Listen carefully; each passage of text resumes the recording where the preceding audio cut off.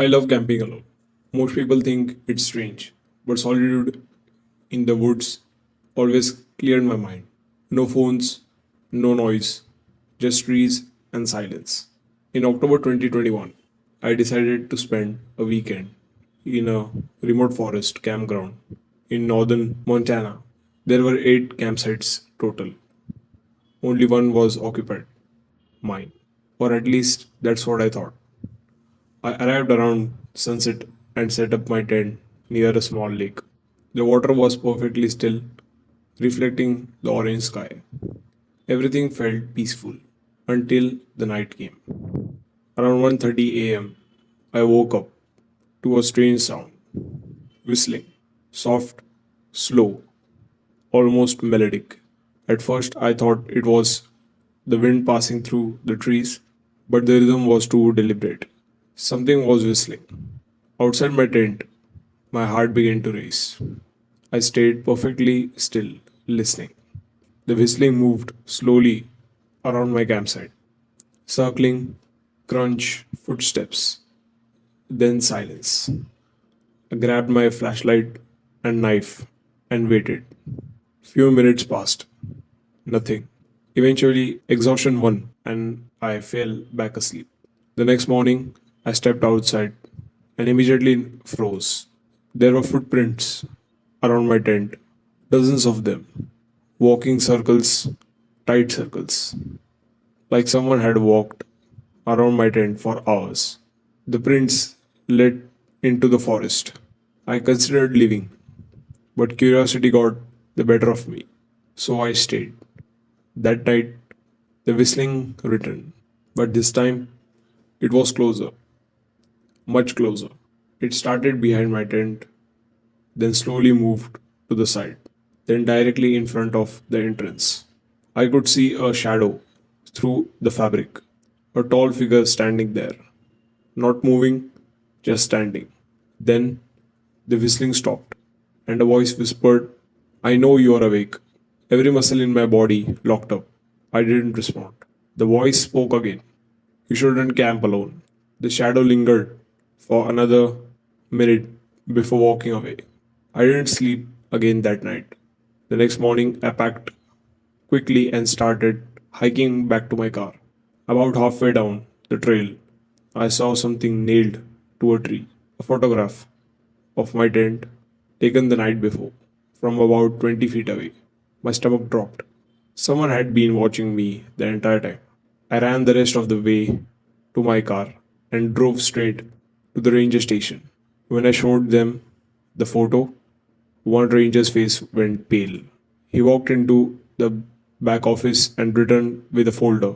Inside were photos, dozens of them, campers, sleeping in tents, cooking at fires, walking trails, all taken secretly from the woods.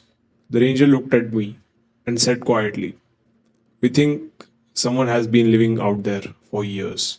Why haven't you caught him? The ranger hesitated, then said something I'll never forget. Because every time we search, he's already watching us. I never camp alone anymore, but sometimes late at night, when everything is quiet, I still hear that slow haunting whistle in my dreams.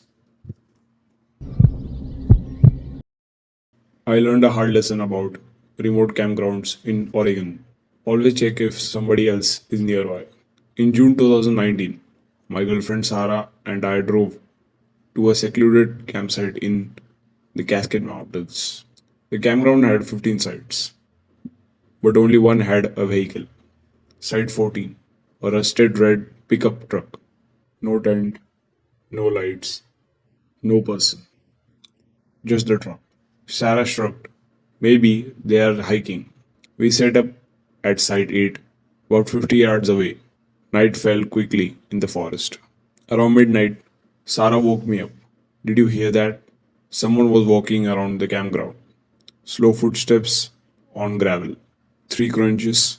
The steps stopped near our tent, then moved away, then returned, circling, just like someone inspecting us. I unzipped the tent slightly. The campsite was empty, but something felt wrong.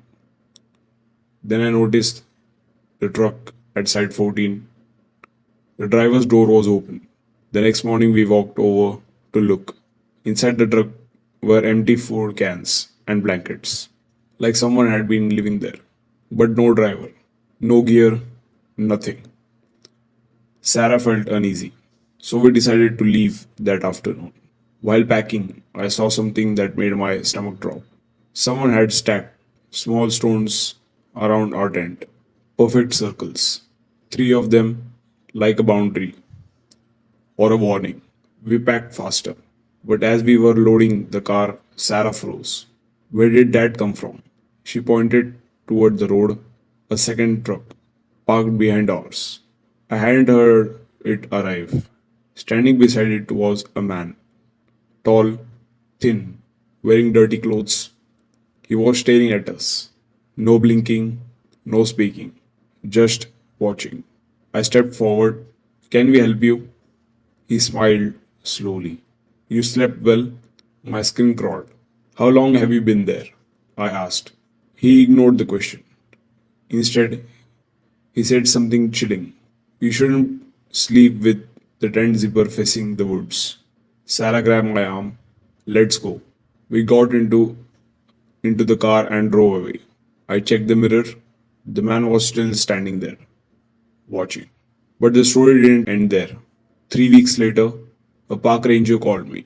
Apparently, someone found our campsite journal entry and contacted authorities.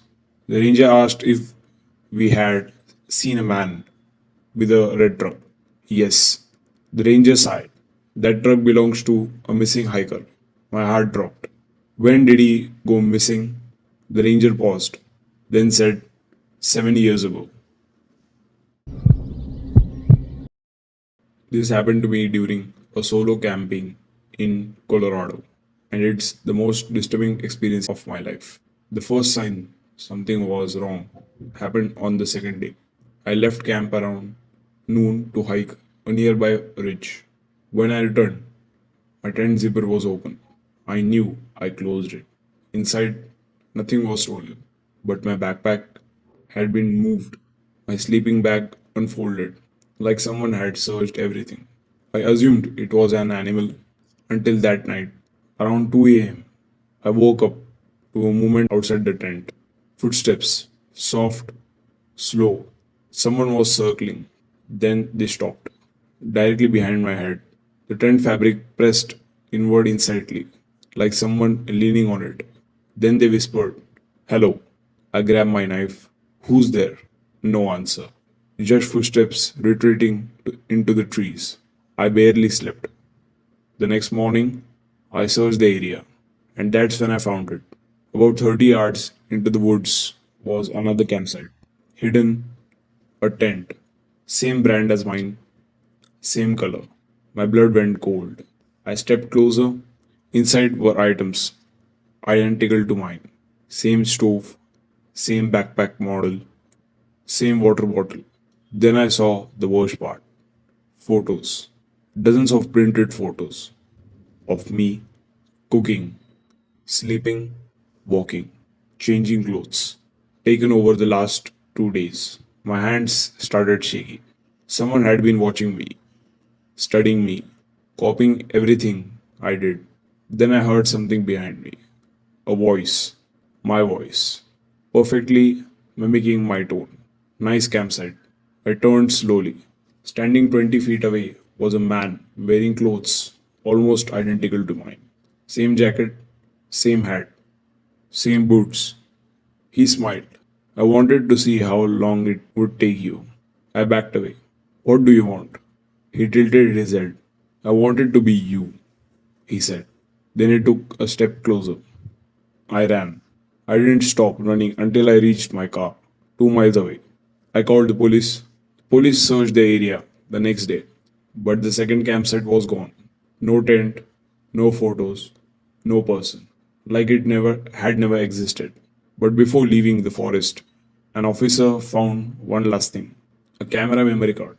Inside were hundreds of photos, not just of me, of dozens of campers over several years, each photo labeled with a name. except mine. Mine had a different label. Next. I sold all my camping gear after that. But sometimes I wake up in the middle of the night with a strange feeling, like someone is studying me, learning my routines, waiting for the perfect moment to take my place.